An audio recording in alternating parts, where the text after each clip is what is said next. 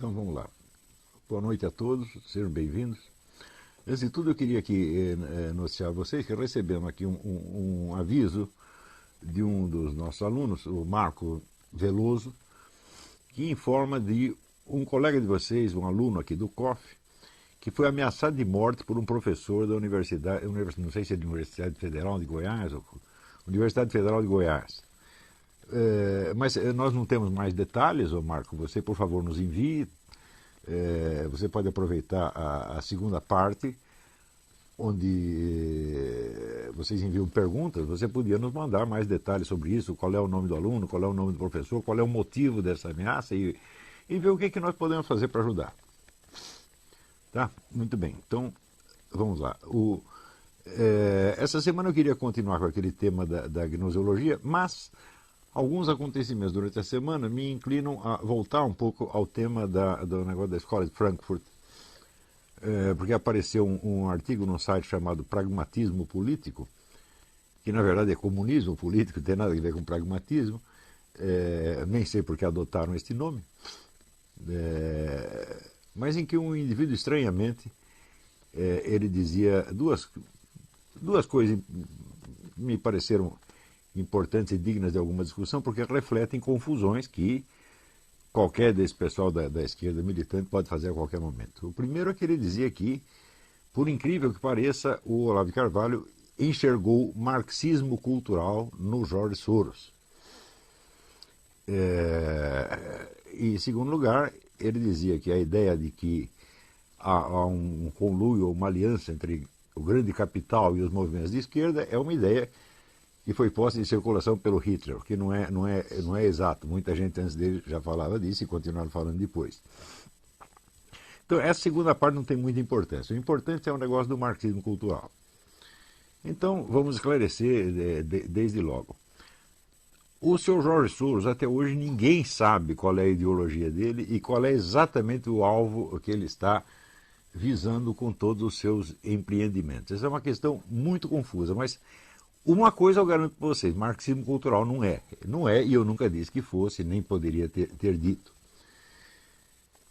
Se nós perguntamos como que as pessoas, um indivíduo pode chegar a fazer esta confusão, nós temos que remontar a própria questão, vamos dizer, da ideologia. O que é uma ideologia? A ideologia começa sendo, vamos dizer, definida por Karl Marx como não foi Karl Marx que colocou a palavra em circulação, foi Napoleão Bonaparte, né, que falava com desprezo das ideologues, que eram pessoas que defendiam propostas políticas de uma maneira aparentemente coerente,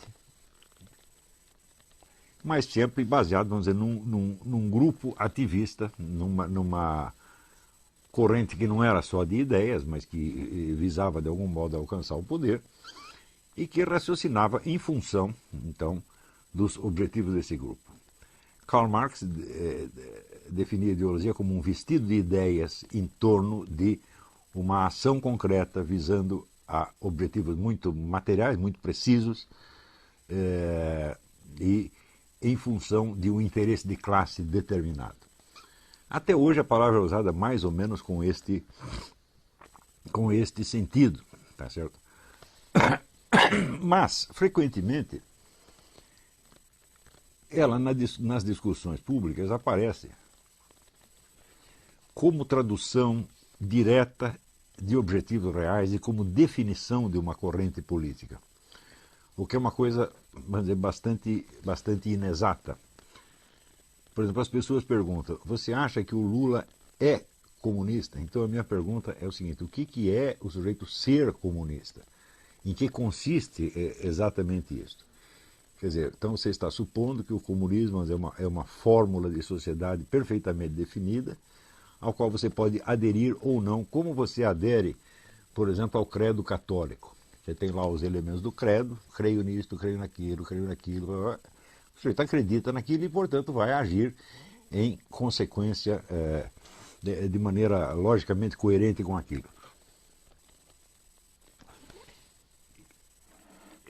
E é claro que esta visão é tremendamente ingênua. Em primeiro lugar, porque Não existe uma ideologia comunista, mas muitas diferentes. Né? Existe a versão leninista originária, existe a versão stalinista, maoísta, trotskista, etc, etc, etc. Então, precisa ver a qual dessas o sujeito aderiu e é evidente que nas suas discussões internas os comunistas se acusam uns aos outros de ser direitistas, de ser fascistas, etc, etc, o que mela um bocado o ambiente e introduz um coeficiente de confusão quase alucinante. Né? Então, isso quer dizer que você perguntar se um sujeito é comunista ou não, isso aí só leva você a confusões, porque você está supondo que existe uma equivalência entre uma crença interna, tá certo? E a sequência de ações que o indivíduo desenvolve. Tá certo? Mas, em primeiro lugar, se nós encostássemos um personagem como Lula ou Dilma na parede e lhe pedíssemos para ele expor qual é a ideologia marxista, ele não saberia fazer isso. Quer dizer, não tem conhecimento, nem vamos dizer, integração de consciência, integração de atenção para poder explicar uma coisa dessa. Portanto, o que ele nos daria seria uma série de imagens relativamente confusas. Quando o Lula disse não sabemos que tipo de socialismo que queremos, ele disse uma coisa perfeitamente verdadeira, quer dizer, eles não sabem exatamente para onde estão indo. A única coisa que eles têm certeza é que é o grupo deles que tem que permanecer no poder e dirigir o processo. Tá certo? O que esse grupo vai fazer é uma coisa que é tão indefinida que pode passar desde a ideia de, vamos dizer, de um governo de transição, ou seja, de um governo de acordos, como o próprio Lula disse, logo depois da sua primeira eleição, ele deu uma entrevista à La Nación dizendo que, em função das circunstâncias, eles tinham sido obrigados a fazer aliança com setores social-democratas e até direitistas, mas que isto seria mais tarde jogado fora. O fato é que não foi jogado fora até agora, está muito difícil jogar fora. Então, se vocês me perguntarem, o Lula tinha realmente a intenção, vamos dizer, de transcender essas alianças e implantar no país um socialismo? Eu não sei e ele também não sabe. Né? Porque simplesmente ele não sabe quanto tempo ele vai durar. Ele não sabe quanto tempo ele vai ter nas suas mãos os meios de ação para isso. Então, o que é certo é que o indivíduo sabe o que ele está fazendo no momento.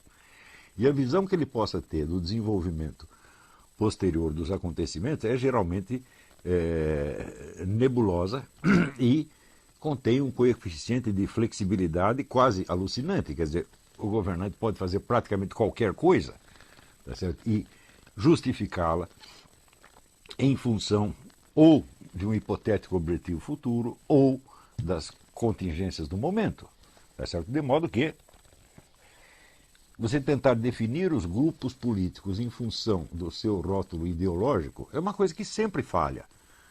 Então, a coisa mais ingênua, mais burra que você pode fazer é dizer, olha, existe aqui o grupo comunista, esquerdista, estatista, e aqui você tem o grupo ou liberal, conservador, ou cristão, etc, etc, etc.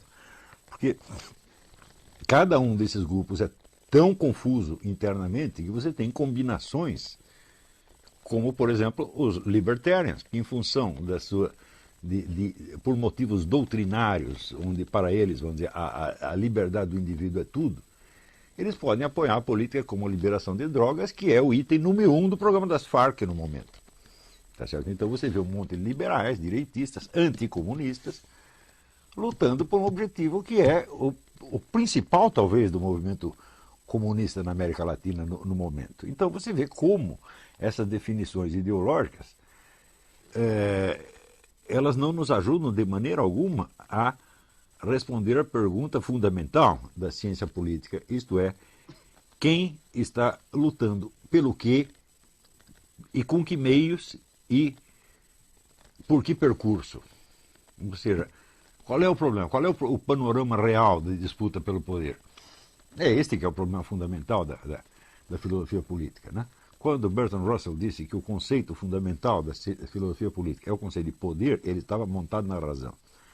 Depois, quando ele tenta descrever quais são os tipos de poder, ele se mela todo, mas o conceito fundamental, ele acertou. Ele disse que o conceito de poder nas ciências sociais é tão importante quanto o conceito de energia na física.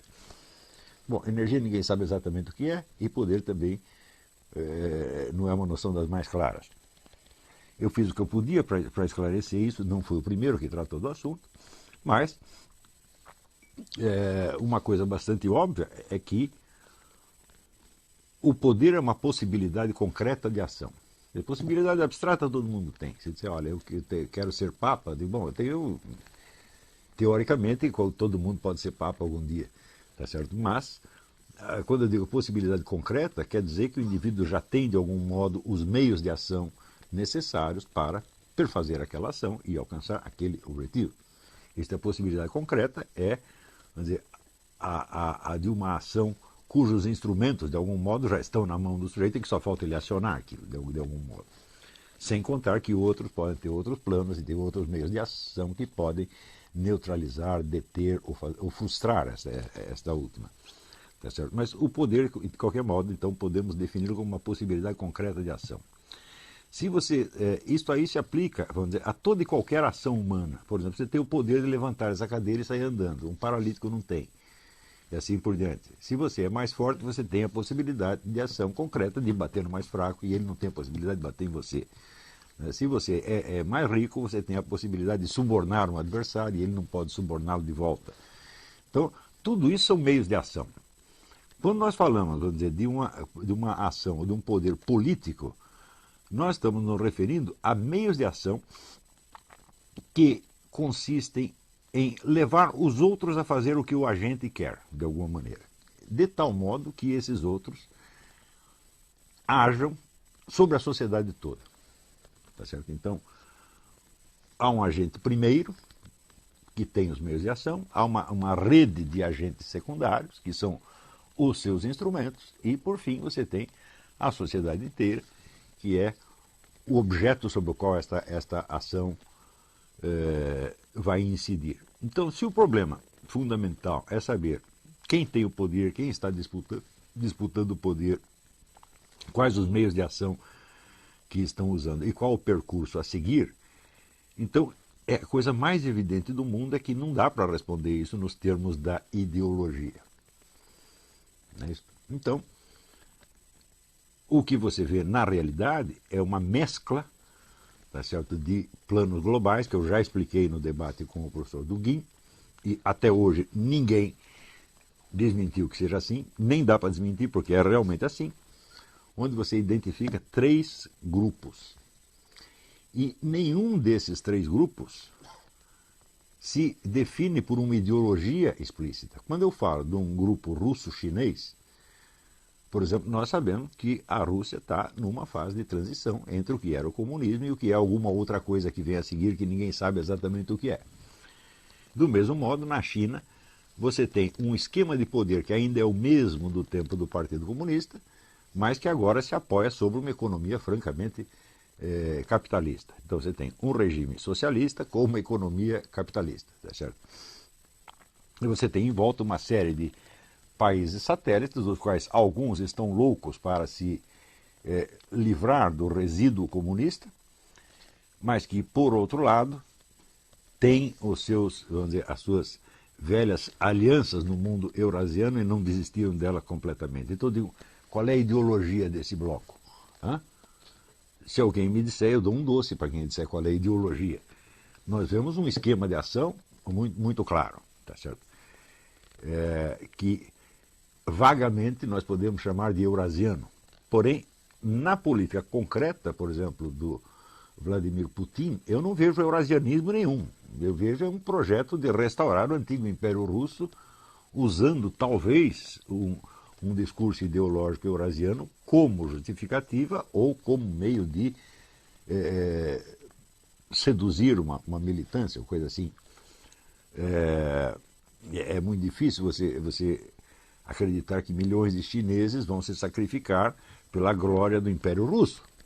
Então é necessário vamos dizer, algum discurso que possa, vamos dizer, algum discurso inclusivo que possa, vamos dizer, persuadir muitas pessoas a lutar por uma coisa que não é do interesse delas, é que é somente do interesse da Rússia. De qualquer modo, você vê, basta eu te dizer isso aqui para você ver como o panorama ideológico nessa área é tremendamente confuso. O segundo bloco, que é o bloco islâmico, claro que nós podemos chamar o islamismo ou o islamismo radical de ideologia, mas o fato é que, para aqueles que estão envolvidos no processo, o islamismo é infinitamente mais do que uma ideologia. Não é isso? Então, o islamismo implica um compromisso moral que vai até os últimos detalhes da vida pessoal do indivíduo, coisa que nenhuma ideologia jamais conseguiu fazer. Se eu disser para você, olha, existe uma maneira islâmica de escovar os dentes, existe uma maneira islâmica de limpar o bumbum depois que você defeca, tá certo? Me mostra algum partido político que chegou, vamos dizer, a moldar a vida dos seus militantes até esses detalhes. Isso é absolutamente inconcebível. Então, é claro que uma concepção civilizacional religiosa abrangente como o Islã vai infinitamente além do que nós poderíamos denominar ideologia, tá certo? Mais ainda, existem várias ideologias que coexistem dentro do Islã e que, na luta pelo sucesso mundial do Império Islâmico, convergem e colaboram. Quer dizer, você tem desde pessoas que se dizem extremamente conservadoras. Aqui nos Estados Unidos você tem uma vasta massa islâmica que é conservadora, que vota no Partido Republicano, etc., etc., mas que estão aliados aos demais muçulmanos nas questões fundamentais. Então você tem duas ideologias completamente incompatíveis, nominalmente, as duas convergindo para uma mesma luta na escala civilizacional. E, finalmente, o terceiro bloco, que é o bloco que nós chamamos ocidental, o globalista, né?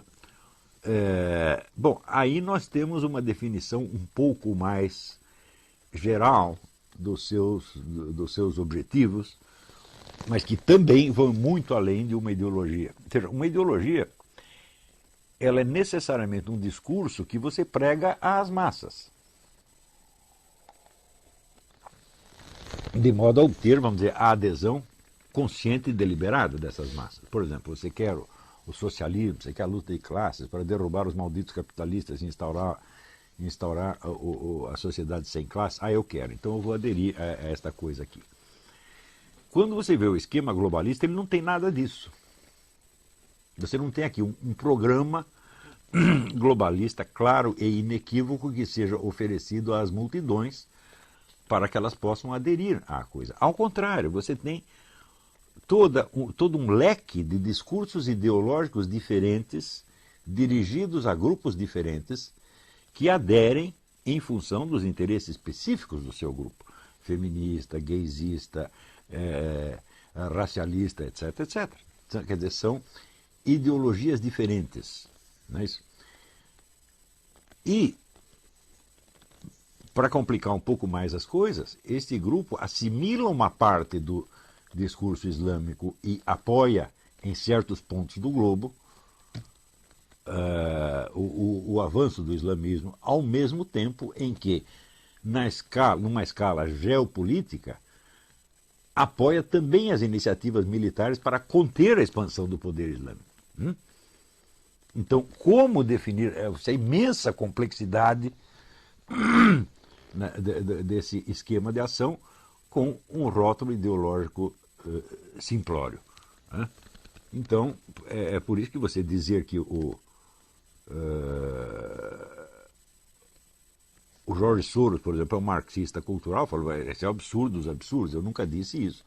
Agora, como é que o indivíduo, lendo o que eu escrevi, chegou à conclusão de que eu estava vendo marxismo cultural no George Soros? É muito simples, é porque ele confunde tudo aquilo que é anti-ocidental e anticristão com o marxismo cultural. E como eu disse que o George Soros está fazendo alguma coisa que é anti-ocidental e anticristã, ele já acha que eu disse que o George Soros é um marxista cultural. Muito bem, do ponto de vista mais específico ligado à escola de Frankfurt, é muito importante você distinguir qual é, vamos dizer, a perspectiva de futuro que orienta as escolhas e as ações de várias pessoas com níveis de consciência completamente diferentes. Se você pega um filósofo, e não há como negar que, pelo menos os fundadores da escola de Frankfurt eram filósofos no sentido estrito da coisa, quer dizer, tinham algum domínio da técnica filosófica, alguns deles eram homens de uma cultura monumental, que receberam, vamos dizer, melhor do que a educação europeia podia lhes dar naquele momento, e que inclusive receberam na juventude uma influência profunda do judaísmo e do cristianismo. Ou seja, conheciam o judaísmo profundamente, conheciam o cristianismo bastante, tá certo? E estavam tentando responder a questões que seriam os de um filósofo judeu ou cristão na mesma época. Quer dizer, eles estavam interessados em coisas que também interessavam, digamos, a um Louis Lavelle ou a um Franz Rosenzweig, para dar um exemplo de um filósofo cristão e de um judeu. Isso quer dizer que o objetivo desses homens não era nenhuma mudança política imediata. Eles não estavam interessados em militância. Ao contrário, um dos compromissos fundamentais da Escola de Frankfurt foi não se meter com o Partido Comunista de maneira alguma, tá certo? Embora pudesse haver alguma colaboração de parte a parte, tá certo? Os membros da Escola de Frankfurt, Horkheimer, Adorno, Leo Löwenthal, todos eles queriam preservar a sua liberdade intelectual, porque eles estavam interessados em questões filosóficas de verdade e não podiam assumir um compromisso de rezar segundo a cartilha de um marxismo vulgar que estava sendo disseminado para a Europa inteira e que era um alimento intelectual para retardados mentais. Eles não podiam se comprometer com isso. E se você comparar, por exemplo, você pega os escritos do Theodor Adorno sobre arte e depois você compara com o Manual de Marxismo-Leninismo do Otto Kuusinen, que era o texto oficial da União Soviética, então há uma distância que é mais ou menos como se fosse, sei lá, do Roger Scruton para o Paulo Giraldelli, entendeu? A diferença de nível é essa.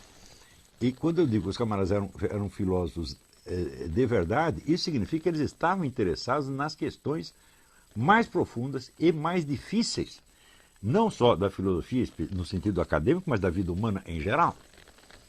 E, portanto, isso quer dizer que eles se defrontavam com o problema da morte e do objetivo último da existência. Todos eles se defrontaram com isso, né? Então, não eram militantes bocós, tá certo? Para quem o interesse por essas questões é um luxo burguês. Eles não eram isso de maneira alguma, tá certo? E acontece que eles tinham, de algum modo, o senso da eternidade. No início todos eles tinham, tá certo? Mas, por algum motivo, que é biográfico e deve ser estudado separadamente em cada caso,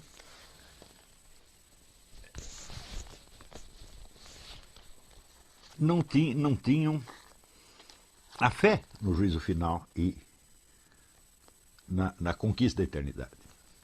Mas, vamos dizer, o buraco aberto pela fuga da eternidade permaneceu ali. Quer dizer, para onde está indo a humanidade? Né?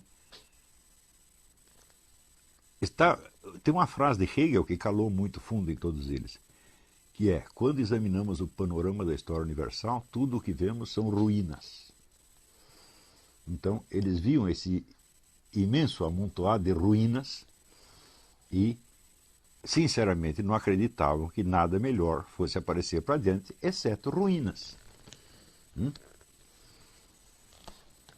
E,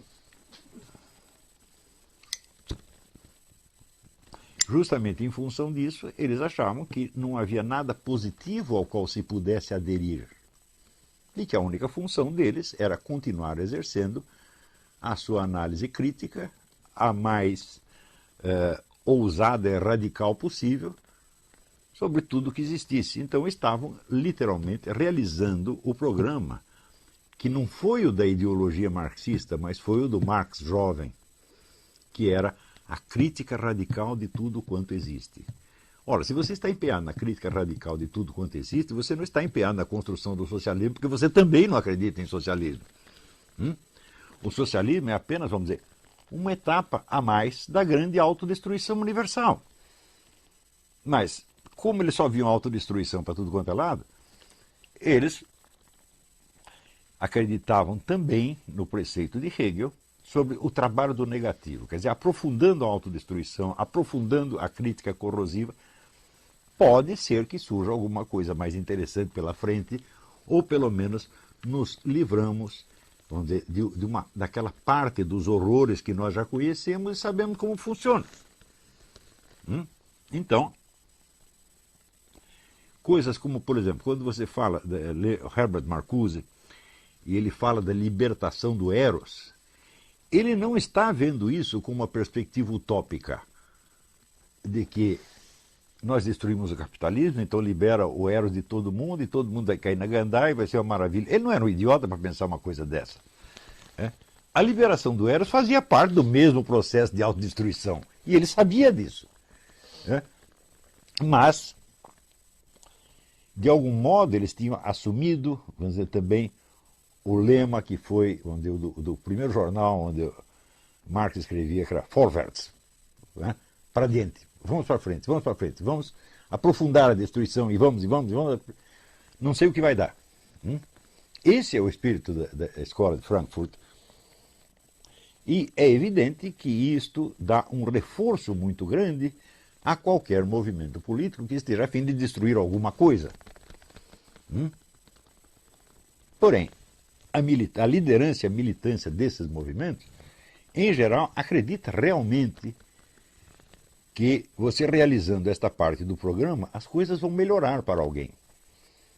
Por exemplo, se você vê assim, a felicidade, né, apoteótica com que o deputado Jean Willis celebrou aquele primeiro e longo beijo gay numa novela da Globo outro dia, dá a impressão assim que aquilo é um anúncio da felicidade universal. Então, a escola de Frankfurt ajudou a produzir isso, ajudou de algum modo, só que a escola de Frankfurt não acredita que essa felicidade universal vai chegar, mas a militância pode acreditar. Então, vai usar elementos que saíram da escola de Frankfurt. Também é preciso ver que naquilo que se chama confusamente marxismo cultural, entra esse espírito corrosivo, negativo e nihilista, na verdade, da escola de Frankfurt, junto com o esquema gramsciano. Quer dizer, Gramsci não é um membro da escola de Frankfurt. Ele nunca teve uma colaboração direta com o pessoal da escola de Frankfurt e, certamente, o objetivo dele era implantar um regime socialista mesmo. Você vê naquelas... algo do espírito utópico, utopicamente esperançoso do movimento socialista, ainda está vivo no Gramsci. Você vê isso naquelas historinhas infantis que ele escrevia para a filha, né, prometendo um mundo onde tudo será mais belo. Então, quer dizer, ele não participa do estado de espírito analítico corrosivo da escola de Frankfurt. Né? Porém, esse estado de espírito pode ser usado para fins que são os da Revolução Cultural Gramsciana. Também uma coisa que converge com a outra, mas não é a mesma coisa. Tá certo? Por isso é que eu não gosto muito, embora eu mesmo tenha usado esse termo, a gente às vezes, claro, você não pode ter uma clareza terminológica inteirinha pronta de uma vez para todas, a gente vai percebendo as coisas mais aos poucos. Então, no início, quando você está arranhando um assunto, você usa os termos com que a coisa é designada no debate geral. E depois que você os examina. Isto faz parte da natureza da filosofia. Já expliquei para vocês. Isso é lição de Hegel. A dialética avança superando conceitos parciais ou até falsos. Mas você tem que usar os conceitos parciais porque são os únicos que você tem e são aqueles que são usados no debate público. Novamente, eu lembro que só existe uma dialética onde existe uma retórica antes. Então, o que é uma retórica? É uma arte da persuasão. É uma maneira de induzir as pessoas a fazer algo que você quer que elas façam. Então, o argumento retórico ele não é verdadeiro nem falso, ele tem que ser persuasivo. Ele pode coincidir com a verdade, pode coincidir com o erro. A retórica não visa enganar as pessoas, mas também não visa lhes dizer a verdade. Então, visa apenas a induzi-las a uma determinada ação. Se não há uma multiplicidade, uma rede de discursos retóricos circulando na sociedade, a mente dialética não tem o que examinar, porque a dialética é a confrontação dos discursos retóricos contraditórios e a sua articulação e comparação em termos mais rigorosos para chegar ao quê? A uma proposta de ação? Não, para chegar a uma aproximação da verdade naquele debate. Então, é claro que todo exame dialético parte de termos usados retoricamente, que mais tarde, no curso do exame, você vai superar e jogar fora. Então você diz, mas antes você usava o marxismo cultural, agora você não usa mais. Mas isso é natural, isso é inevitável no exame filosófico, meu Deus do céu. Se eu não partir de conceitos parciais que estão circulando na discussão pública retórica, eu vou examinar o quê? Então,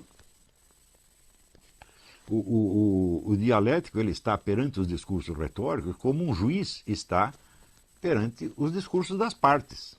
Quer dizer, você vai ter que partir dos elementos que as partes lhe forneceram, contra ou a favor. É isso que você tem na mão. E no curso do exame você vai superando aquilo e você pode, chegar, a uma aproximação da verdade que confirma um dos lados, desmente os dois, confirma os dois, pode dar qualquer coisa, né? Então, o primeiro problema que eu vejo, né, no conceito de marxismo cultural, embora eu mesmo o tenha usado provisoriamente, é que a perspectiva gramsciana não é a mesma da Escola de Frankfurt. A Escola de Frankfurt nada tem de utópico. Eles não acreditam em nada. E quando propõem coisas como, sei lá, revolução sexual, etc., etc., para eles isso tem um caráter experimental. Que pode ser bom, pode ser ruim, tá certo? Mas em última análise só faz parte do processo de autodestruição e da produção de novas ruínas. Ao passo que em Gramsci existe ainda o forte elemento da esperança utópica. E quando se diz então que um sujeito é um marxista cultural, pode ser qualquer dessas duas coisas. Ele pode ser, vamos dizer, um verdadeiro nihilista destrutivo, como Herbert Marcuse, ou pode ser um utopista, tá certo? Como o nosso John Willis, que acredita num paraíso gay. Então eu digo, bom, mas evidentemente não é a mesma coisa. Então, o próprio conceito de marxismo cultural não basta para definir ninguém, tá certo? Em termos, vamos dizer, do conteúdo, seja do seu discurso ideológico, seja da lógica real das suas ações. A gente sempre tem que distinguir as duas coisas. Existem sempre dois níveis de discurso. Você tem um discurso puramente ideológico, que é para os militantes, as massas, em geral um discurso de autojustificação, e você tem a lógica interna da ação, que não é um discurso para as multidões, embora não seja necessariamente secreto. Ele é um segundo nível, que é, vamos dizer, a articulação e o planejamento das ações de uma maneira a mais racional possível. Você nota esse contraste, por exemplo, se você examina a propaganda do PT e os discursos dentro do Foro de São Paulo. Não são a mesma coisa, evidentemente, nem poderia ser. Ou os discursos nas assembleias internas do próprio PT. Então, a simples existência desse duplo nível torna inviável você descrever as correntes em luta nos termos da sua, aspas, ideologia. Quer dizer, o discurso ideológico ele já é ambíguo por sua própria natureza e também é necessário levar em consideração esta regra que existe em todos os partidos comunistas desde a fundação do primeiro deles, que é o seguinte: o Partido Comunista sempre tem uma fachada pública e tem um comando clandestino. Quer dizer, o comando é sempre clandestino. Isto é regra geral. Por quê? O partido pode estar na legalidade, tá certo? Mas não se sabe quanto tempo vai durar essa legalidade. Amanhã ou depois pode dar um golpe militar, uma coisa assim, e você está na ilegalidade. Então, se você expuser todos os seus mecanismos, você vai estar totalmente vulnerável. Então, sempre tem que ter uma parte mais reservada, tá certo? E é claro que a ideologia faz parte só da primeira camada, da camada popular.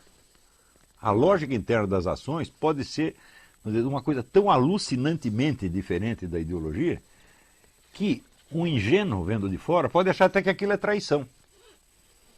Então, por exemplo, todas essas alianças que o PT fez, né, nós podemos perguntar assim, o PT fez as alianças em público tendo um plano secreto de depois jogar fora os seus aliados e tomar o poder total, ou ao contrário, prometeu à militância que mais tarde ia jogar fora os aliados burgueses, tá certo? Mas por dentro sabia que não ia poder se livrar deles de maneira alguma e queria apenas se consolidar no poder com aliados e tudo, como está até hoje, aliás. Né? As duas coisas são verdade ao mesmo tempo.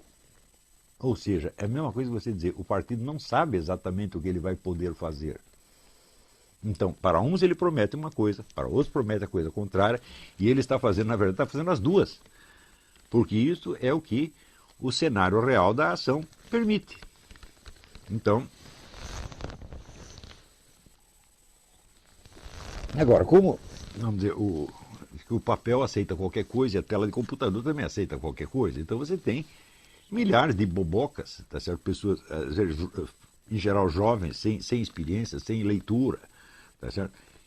Que se metem a analisar coisas e falam com, vamos dizer, com uma autoridade aparente. Por quê? Porque a coisa mais fácil do mundo é você imitar a linguagem que, para o seu público, parece a linguagem de uma autoridade.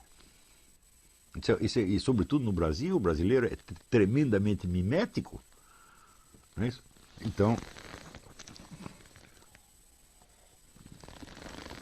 isso evidentemente cria uma confusão e nos obriga, às vezes, à pior e mais difícil das discussões, que é aquilo que na retórica antiga já chamava-se o genus admirabile.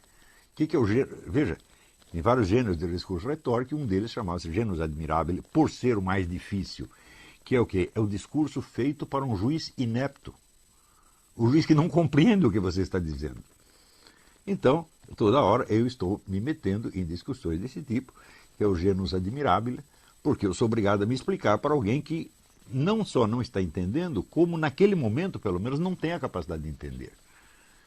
E, evidentemente, quando você faz isso, você cria no seu interlocutor uma irritação, uma raiva. E o indivíduo sente que você o está enganando, porque simplesmente a coisa é mais complexa do que ele tinha imaginado. E, como ele já equacionou tudo em termos de duas ideologias em conflito e me nomeou defensor de uma delas, quando eu começo com a complexidade da coisa, ele só pode achar que eu estou enrolando. Isso já aconteceu 1000 vezes. Tá certo? Mas, vamos dizer, esse é, na verdade, o problema, talvez o problema mais sério do Brasil. Quer dizer, é uma camada imensa de pessoas ineptas e que tomaram partido de alguma coisa na qual elas acreditam. E acreditam que o seu interlocutor está fazendo a mesma coisa.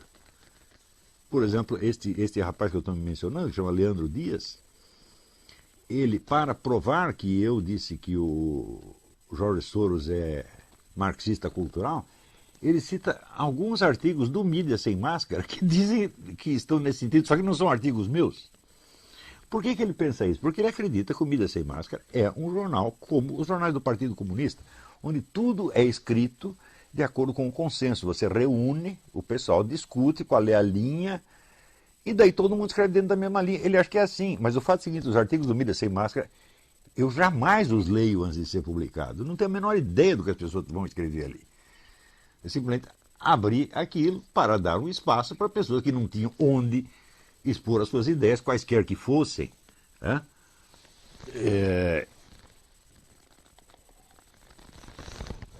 Então, eu falo, bom, no Mídia Sem Máscara, quando você tem uma impressão de pluralismo, não, o pluralismo existe mesmo, ele é real, ele não é uma camuflagem de uma linha secreta que nós estamos defendendo. Tá certo?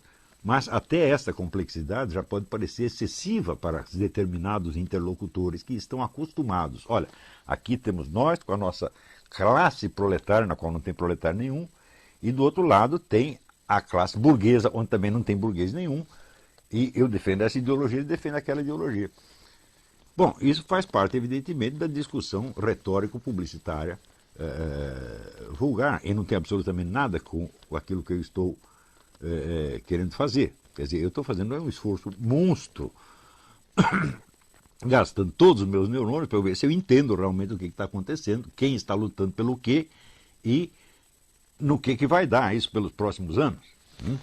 E tentando formar um grupo de pessoas para que se capacitem para fazer esse tipo de análise. Por quê? Se você não tem numa sociedade de 200 milhões de habitantes como o Brasil, se você não tem pelo menos 50 pessoas capazes de fazer essa análise, o país está ferrado.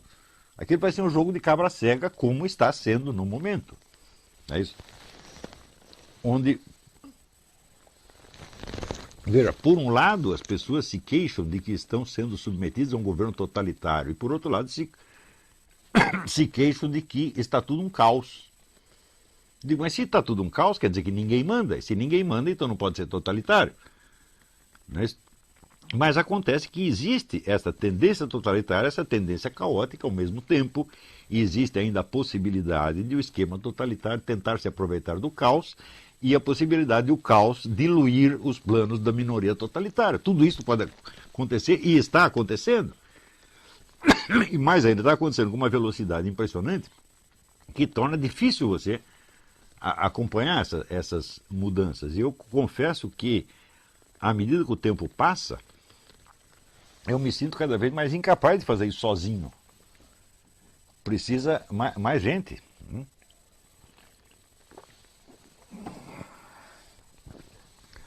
Então, isso quer dizer que na análise dessas coisas, vamos dizer, o mais estrito realismo em todos os detalhes é a coisa absolutamente necessária. E o desejo de você se autodefinir e de defender os seus valores e de persuadir pessoas só pode atrapalhar. Por exemplo, tem um monte de pessoas conservadoras, cristãs, etc., etc., que usam esse conceito de marxismo cultural, mas de uma maneira evidentemente confusa. O que para fins de propaganda do seu grupo pode funcionar, mas para fins de orientação na realidade não funciona de maneira alguma. Então, claro que eu aceito todos esses discursos como, vamos dizer, expressão dos desejos e valores magoados e ofendidos de certas comunidades. Mas nós, como estudantes da coisa, não podemos nos deixar iludir por isso de maneira alguma. O sujeito diz, não, nossa luta é contra o marxismo cultural. Eu digo, peraí, eu estou falando que tem 3 esquemas globalistas, cada um deles é enormemente múltiplo e confuso na sua identidade, e nós temos que nos orientar no meio disto. Tá certo? E perguntar, contra que você está? Fala, estou contra os 3, evidentemente. Mas existe alguma quarta proposta? Fala, não existe.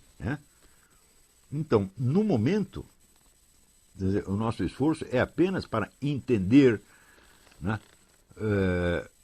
qual é o esquema que está nos querendo dominar e preservar pelo menos a nossa liberdade intelectual, quer dizer, a nossa capacidade de manter a cabeça em cima da lama e enxergar para onde ela está indo.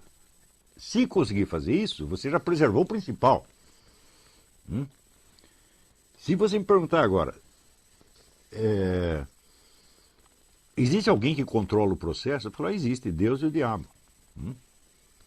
O diabo dá um palpite, Deus mexe o pauzinho para encaminhar para outra direção, e nós não entendemos nem o que um nem o que o outro está fazendo. Agora, existem agentes humanos, existe o governo secreto? Eu falo, não, existe uma presunção de governo secreto.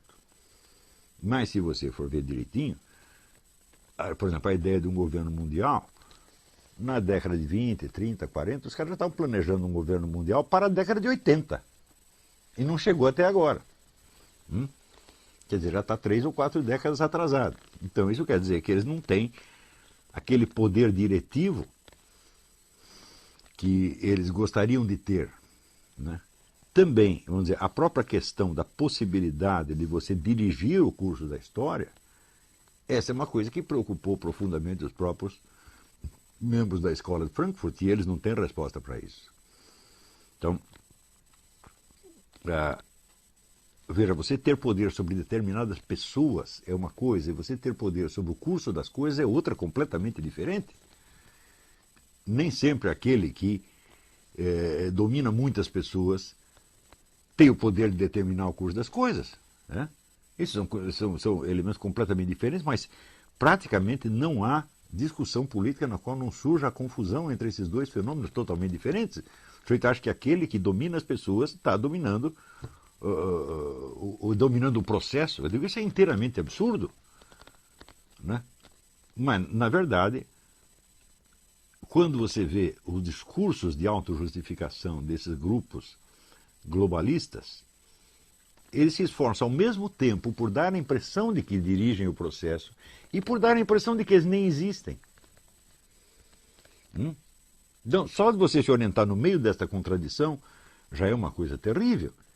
Por exemplo, você vê, quase que diariamente, você vê discursos de que não, nós temos agora problemas de escala global que não podem ser resolvidos nas esferas das respectivas soberanias nacionais, portanto, nós temos que acabar com as soberanias nacionais e governar tudo desde a ONU. Os caras dizem isso e no instante seguinte, se você fala de governo global, eles riem na sua cara. Ele está dizendo governo global, isso é teoria da conspiração. Então, quer dizer, existe uma confusão, em parte proposital, tá certo? E em parte uma confusão autêntica que está na própria cabeça deles, porque você imagina que a cabeça de um agente globalista que se pergunta até onde nós temos o poder de dirigir essas coisas. Ele também não sabe. Né? Por exemplo, se vocês lerem o livro The Windswept House, o livro do Malachi Martin, né? Ele mostra como já nas décadas de 80, 90, havia a ideia de diluir a identidade própria da Igreja Católica e transformar a Igreja Católica numa espécie de gerência geral das religiões. Uma espécie de unidade transcendente das religiões administrada desde Roma. Essa era a ideia. Então, agora imagine que você é o Papa. E os caras te propõem isto. Eu digo, muito bem, você pode, num primeiro momento, ficar escandalizado, falar, não, eu sou o Papa da Igreja Católica, só a Igreja Católica tem os meios de salvação, eu não quero misturar a minha igreja com essas falsas religiões, ou falsas revelações. Isso é um lado, isso existe. Por outro lado, ele diz, bom, aqui nós temos duas opções. Ou eu aceito essa brincadeira, ou eles jogam todas contra nós e acabam com a gente. E existe sempre a possibilidade de eu assumir este jogo e virar a mesa depois. Ou seja, ganho todo mundo para a Igreja Católica. Existe essa possibilidade também. O que você faria se fosse Papa? Eu, graças a Deus, não sou Papa e eu não estive com esse problema na minha mão e não tenho como resolvê-lo.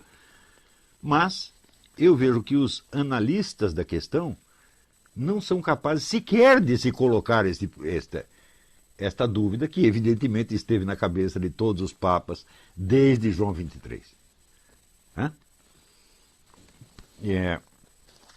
Daí também a nossa dificuldade de analisar as declarações do Papa presente. Tá certo? Se você perguntar o que ele quer, fala, não tenho a menor ideia do que ele quer. Mas eu acho que ele também não tem. Mas ele não é burro, ele tem assessores, ele tem todo, vamos dizer, a gama dos dados inteiro está na mão dele, e algum esforço ele deve estar fazendo para entender isso. E para desenvolver alguma linha de ação. Esta dificuldade existe na mão de todos os agentes. Qualquer que seja o caso, os nomes das correntes ideológicas nunca servem para você descrever um curso de ação real, embora eles sejam um componente inevitável. Porque tem gente que, quando a coisa fica um pouco confusa, ele diz, não existe mais esquerda nem direita, não existe mais comunismo. Claro que existe. Eles não são, vamos dizer, os esquemas gerais articuladores da coisa, mas eles são elementos que estão lá presentes. As ideologias não descrevem o panorama real, mas são elementos presentes no panorama real. Então, vamos dizer, o desejo urgente de se autodefinir, de tomar partido, eu entendo que é um desejo legítimo, sobretudo da parte de representantes de grupos que foram ofendidos, ou que são perseguidos, etc. Tudo isso é moralmente legítimo, tá certo? Mas intelectualmente tudo isso não significa nada. E eu certamente não fiz este curso para criar mais militantes do que quer que seja, nem mesmo das causas mais nobres do universo. Né? Porque militante nunca falta. Sujeito para tomar partido e sair falando, tem montes. Você não precisa fazer o seminário de filosofia para fazer uma coisa dessa. Né? Você pega lá um pouco de catequese na igreja, ou pega um manual de instruções do Sem Terra, do PT, e pronto, você está capacitado para fazer o discurso ideológico. Nós queremos algo mais. Algo mais cuja existência pode ser até mais discreta, mas é muito mais importante e mais vital para a sobrevivência humana do que tudo isso. Né? Nós precisamos garantir que a inteligência humana não será submergida, tá certo? Pela maré de confusões, mentiras, alucinações, etc, etc. Isto é muito mais vital do que lutar pelo que quer que seja. Porque se você luta e não sabe contra o que está lutando, o outro também não sabe, tá certo? Então provavelmente vocês vão se matar por nada. Né? Então muito bem, vamos fazer uma pausa, daqui a pouco a gente volta. Então vamos lá, eu vou responder poucas perguntas porque eu estou muito cansado hoje, vocês me desculpem, mas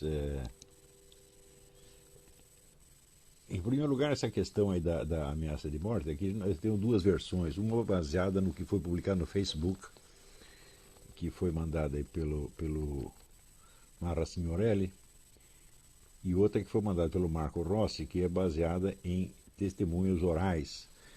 Quer dizer, o indivíduo teria feito pelo Facebook apenas uma ameaça de agressão, mas oralmente para outras pessoas tinha ameaçado dar um tiro no rapaz. Eu acho que essa é uma questão policial, você tem que imediatamente procurar um advogado e dar uma queixa-crime aí, não tem que esperar não.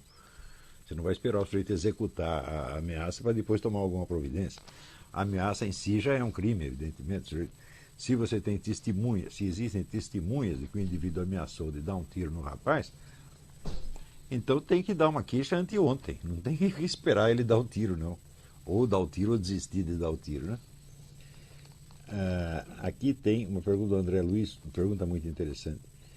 Ele diz, no vídeo Imaginário a Unidade do Real, o senhor disse, se a filosofia de Kant pode ser escrita e publicada, é porque ela está errada em algum ponto. Veja se as minhas conclusões sobre essa frase estão certas. Kant, ao escrever sua filosofia, tende a admitir a unidade dele mesmo e dos elementos físicos à sua volta no espaço e no tempo, visto que ele levou tempo para escrevê-la. Se foi possível a publicação de seus escritos, fatalmente temos de admitir a unidade de uma infinidade de elementos físicos no tempo e no espaço. Bom, esse raciocínio não está errado, mas o que eu pensei não foi exatamente por aí. Quer dizer, que o Kant está provando a sua unidade pelo fato de publicar o livro. É claro que ele está, mas para raciocinar mais kantianamente, o fato é que se ele escreve o livro, publica o livro, é que ele espera que você, por trás, vamos dizer, da aparência gráfica, das letras escritas, apreenda a forma de um pensamento que é o mesmo que ele teve. Agora, se você não pode apreender nem sequer o ser em si de um elefante que está na sua frente, como você poderia apreender o ser em si de um fluxo de pensamento? Seria quase impossível. Então, a dificuldade que eu vejo não é que o Kant está entrando em contradição consigo mesmo, na medida em que ele prova a sua unidade ao escrever o livro, porque ele não nega a unidade do real, ele somente diz que ela se forja na nossa mente, que os estímulos que nós recebemos são totalmente caóticos e que nós, de algum modo, projetamos as nossas categorias, entre as quais a de unidade e multiplicidade, nos elementos colhidos da experiência, tá certo? Mas, mesmo nesse caso, nós só pegamos uma forma fenomênica, a questão da coisa em si não se coloca. Mas eu digo, bom, mas se eu exponho um pensamento, eu quero que apreendam apenas a sua forma fenomênica ou o pensamento mesmo. Então, esse problema ele não chega a se colocar, ele não está, aparentemente ele não está consciente disso. Tá certo? Então, o que eu vejo não é o problema de Kant estar se desmentindo, mas o fato de Kant estar esperando que o leitor faça uma coisa que, de acordo com a teoria do Kant, o leitor não poderia fazer.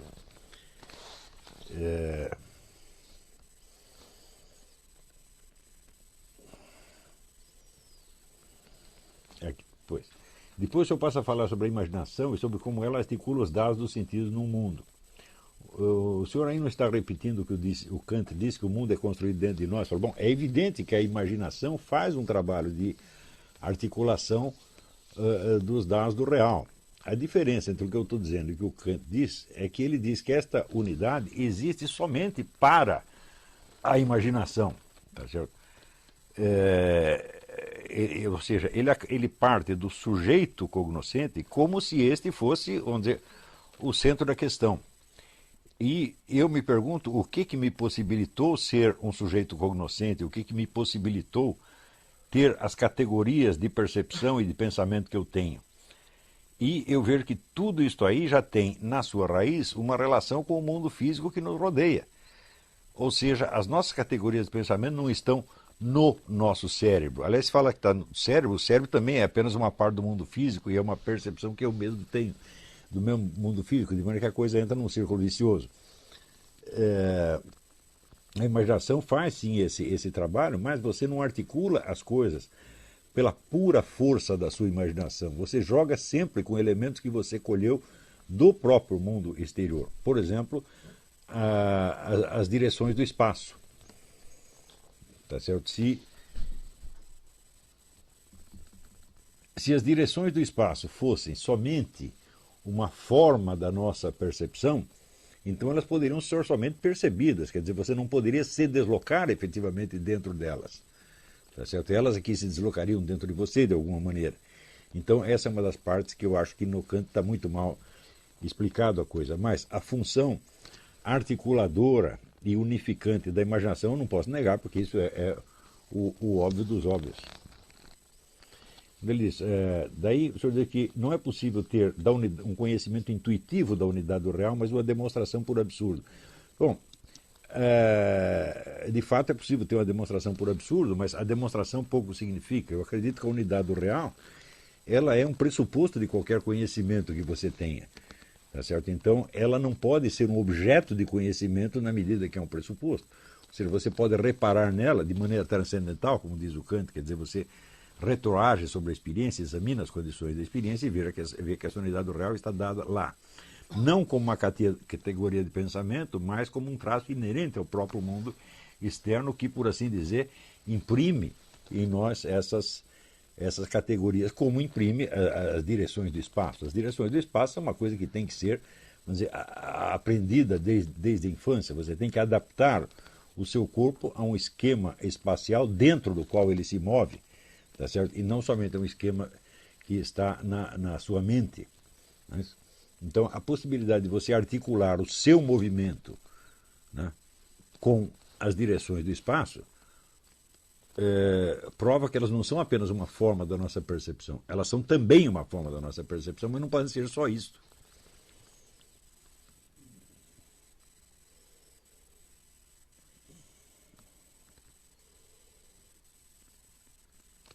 Daí ele me pede alguma indicação sobre como aprender a língua italiana, inglês. Bom, eu sempre sugiro o método Pimsleur, P-I-M-S-L-E-U-R.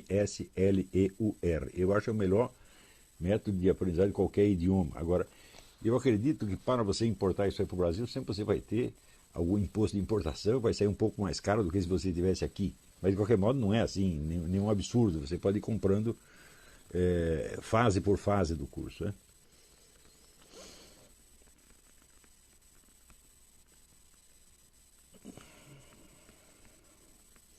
Aqui, o Wagner Bento perguntou se eu poderia escrever como eram as aulas com o padre Laduzan na PUC do Rio de Janeiro. O padre Laduzan tinha um método muito característico. Ele colocava uma questão, ele primeiro articulava uma questão, depois ele abordava essa questão desde o ponto de vista das várias escolas de filosofia, desde o começo dos tempos, assumindo aquela posição como se fosse a dele. E no dia seguinte ele fazia a crítica daquilo desde o ponto de vista de uma escola subsequente. E daí apresentava um segundo ponto de vista, um terceiro, e um quarto, e um quinto, até que no fim ele propunha uma solução dele mesmo, geralmente inspirada na escola fenomenológica da qual ele era um representante. De modo que ali você aprendia a assumir as várias filosofias, isso era importantíssimo, não apenas como dados históricos, mas como possibilidades do seu próprio conhecimento. Quer dizer, de certo modo, você era Parmênides, e era Heráclito, e era Platão, e era Aristóteles, e assim por diante. Quer dizer, você tem a pegar uma dimensão parmenídica do seu pensamento e da sua percepção do mundo, depois uma dimensão heraclítica, de modo que a absorção dos filósofos não era cultura histórica, era um treinamento de técnica filosófica. E isso que era o mais maravilhoso nas aulas dele. Né? Existem algumas apostilas que sobraram, elas dão uma vaga ideia do que era, mas ele não documentou muito bem o ensino que ele deixou.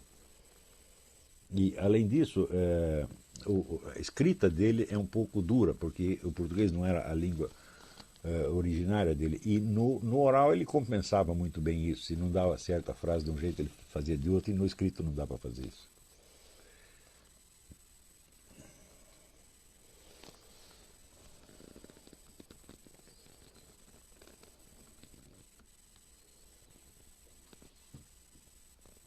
Eduardo Prieto. Sou aluno do curso de filosofia, não tem muito tempo, estou começando minha monografia de final de curso que irá tratar sobre a invasão da esquerda no meio cultural. Irei abordar os anos 64 até mais ou menos a eleição do Lula. Isso é muito vasto.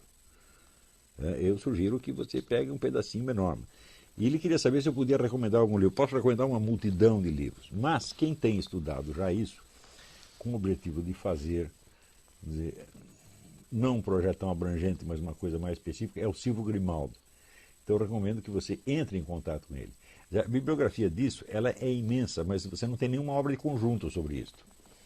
Se você procurar, por exemplo, uma história da esquerda guerrilheira, você tem o livro do Luiz Mir, tá certo? E sobre a militância esquerdista na cultura, você tem um livretinho da Heloísa Buarque de Holanda. Existem muitos outros livros sobre isso, mas todos eles só valem como documentos. Quer dizer, nenhum livro científico que você possa tomar como base.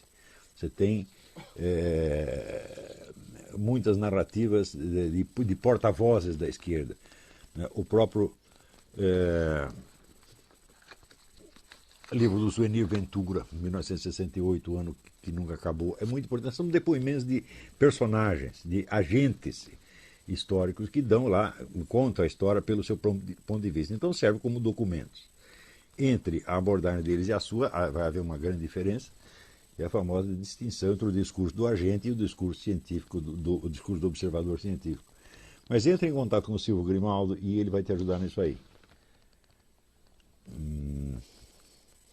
Aqui, o Guilherme de Berredo Peixoto envia um comentário, que não vai dar tempo de eu analisar isso aqui, mas eu vou ler o comentário dele inteiro. Podemos deixar para pensar nisso mais tarde. A respeito do seu comentário no assunto geocentrismo versus heliocentrismo, na aula retrasada, gostaria de fazer algumas observações úteis. O sentido imediato da descrição heliocêntrica ou geocêntrica é de uma descrição cinemática.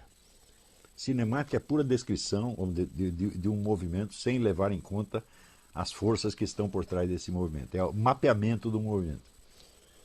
Então, no contexto da física, dizer que a Terra gira em torno do Sol é dizer algo sem sentido, pois falta referência. Está correto, pois, dizer que a Terra gira em torno do Sol em relação ao Sol. É óbvio que, então, não é nem um pouco menos correto afirmar que o Sol gira em torno da Terra em relação à Terra. As duas afirmações são corretas e não se contradizem, de modo que, se considerarmos esse escopo puramente cinemático, geocentrismo e heliocentrismo são verdadeiros simultaneamente. Creio que é natural dar razão ao heliocentrismo sempre que adotarmos outra camada de significado diferente do aspecto cinemático. Nesse sentido, ambas as concepções, heliocentrismo e geocentrismo, são definidas nos seus aspectos dinâmicos. Quer dizer, a dinâmica vai em contra as forças que geram o movimento. Para efeitos de simplicidade matemática, é conveniente adotar sempre o Sol como sistema de referência. Em outras palavras, é o Sol e não a Terra a referência mais adequada a ser tomada. Também é o Sol a referência mais adequada a ser tomada do ponto de vista da mecânica newtoniana. A mecânica newtoniana é formulada através de leis que tomam como referência um referencial inercial. Referencial inercial é aquele em relação ao qual um corpo pequeno e livre de qualquer influência externa permanece em repouso ou em movimento retilíneo uniforme. Na prática é impossível achar um referencial inercial, mas isso é outro assunto. Para efeito da descrição do sistema solar, o Sol se aproxima muito mais de um referencial inercial do que a Terra, isso é óbvio. Só que a mecânica newtoniana já foi superada pela relatividade geral. Então há também esse novo aspecto a ser adotado no enfrentamento dessa questão. Um dos princípios fundamentais da relatividade geral é a invariância por transformações gerais de coordenadas. Isso significa, em linguagem simples, que o referencial inercial não tem nenhum privilégio na descrição dinâmica de um fenômeno.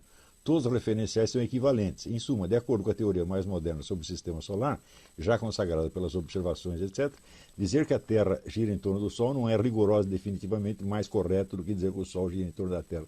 Existem todos esses, não vai dar para comentar muito isso aqui, mas existem todos esses problemas. A questão é terrivelmente espinhosa. Quer dizer, o sujeito tomar o heliocentrismo como se fosse um dogma é uma coisa inteiramente absurda, né? E também o fato de você dizer, bom, se não existem provas suficientes de uma teoria, também não quer dizer que essa teoria seja errada, né? Você vê, por exemplo, só para dar um exemplo, quando Einstein propôs, isso é coisa que pouquíssima gente sabe, quando Einstein propôs a constância da velocidade da luz, ele não sabia que isso existia. Ele escreve, eu não lembro a frase literal, mas era mais ou menos o seguinte. Ele diz, eu proponho isso nem mesmo como uma hipótese, mas como uma decisão de livre vontade. Ou seja, eu determino que a velocidade da luz é igual sempre e que ela é a constante. E daí vamos ver o que dá, vamos fazer o cálculo baseado nisso para ver se dá certo. Depois, mais tarde, apareceram meios de medir isso e viram que aquilo era realmente assim. Mas ele não sabia, né? Então, em ciência, todas essas coisas podem acontecer. Quer dizer, o próprio sujeito não tem prova da sua teoria e ele enuncia assim mesmo, mas depois aparecem as provas. Tá certo? Então, bom, eu só li isso aqui para dizer que você receber de maneira emocional uma afirmação como essa é coisa realmente de gente analfabeta que não acompanha as discussões, né? Muito bem, eu acho que hoje eu vou parar por aqui, tá?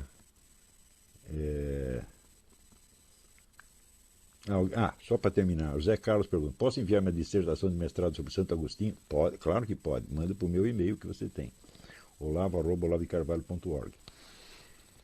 Então tá, hoje foi um dia excelente, porque eu comecei me queixando de que eu não tinha uma secretária para me ajudar aqui e apareceram então quatro candidatas, espero que pelo menos uma delas dê certo. Agradeço muito aquelas que se apresentaram, vou conversar com elas amanhã à noite e vamos ver o que dá. Muito obrigado a todos e até a semana que vem.